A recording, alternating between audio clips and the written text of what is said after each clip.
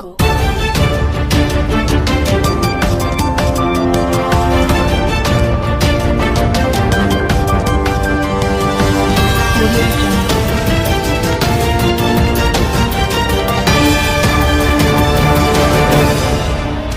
મિત્રો ખેડૂતોના ખાતરની કાળાબજારીનો પર્દાફાશ થયો છે। મિત્રો બનાસકાંઠાના અંબાજીમાં ખાતરની કાળાબજારીનો પર્દાફાશ થયો છે।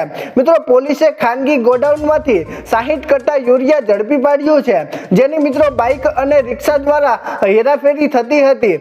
મિત્રો એક તરફ ખેડૂતો ખાતર માટે લાઇનમાં ઊભા રહે છે, ત્યારે મિત્રો આ કારોબાર સામે આવ્યો છે। મિત્રો સંસદ જ્ઞાનીબેન ઠાકોરે સંસદમાં ખાતરની અછત અને કાળાબજારીને રોકવાનો મુદ્દો ઉઠાવ્યો હતો અને મિત્રો હાલ ખેતીવાડી વિભાગે આ મામલે તપાસ તેજ કરી દીધી છે। મિત્રો ત્યાર પછીના સમાચાર જોઈએ તો મિત્રો ગુજરાતના કલેક્ટર 1500 કરોડના કૌભાંડમાં। મિત્રો સુરેન્દ્રનગરમાં 1500 કરોડના કૌભાંડમાં સુરેન્દ્રનગરના કલેક્ટરની ધરપકડ કરવામાં આવી છે।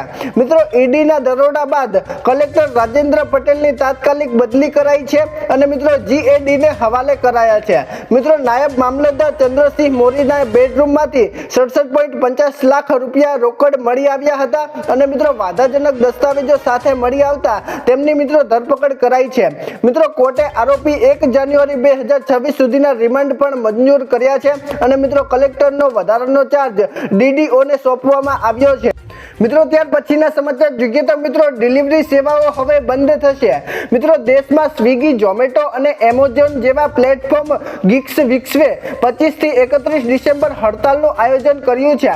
મિત્રો ઘટતી આવક અને લાંબા કલાકો સુધી સુરક્ષાના અભાવે લાખો ડિલિવરી પોઈન્ટ્સના આંદોલનમાં આ જોડાશે અને મિત્રો તેઓની મુખ્ય માંગણીઓમાં પારદર્શક પેમેન્ટ, 10 મિનિટની અંદર ડિલિવરી સેવાઓનો અંત અને મિત્રો સોશિયલ સિક્યોરિટીનો સમાવેશ થાય છે। મિત્રો તહેવારોના સમયે હડતાલ પરથી મેટ્રો શહેરમાં ઓનલાઈન ડિલિવરી સેવાઓ ખોરવાઈ છે અને મિત્રો હજુ પણ વધુ ખોરવાય તેવી અત્યારે શક્યતાઓ દેખાઈ રહી છે। મિત્રો ત્યાર પછીના સમાચાર જોઈએ તો મિત્રો ભારતનો નવો ટેક્સી યુગ।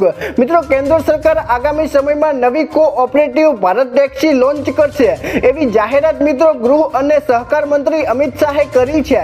મિત્રો આ સેવામાં ડ્રાઈવરોને ખર્ચ બાદ 100% નફો ફાયદા પ્રમાણે મળવાપાત્ર થશે અને મિત્રો તેને ટેક્સી ચાલકો માટે વધુ આવક અને સારા કામની તક તરીકે બનાવવામાં આવશે।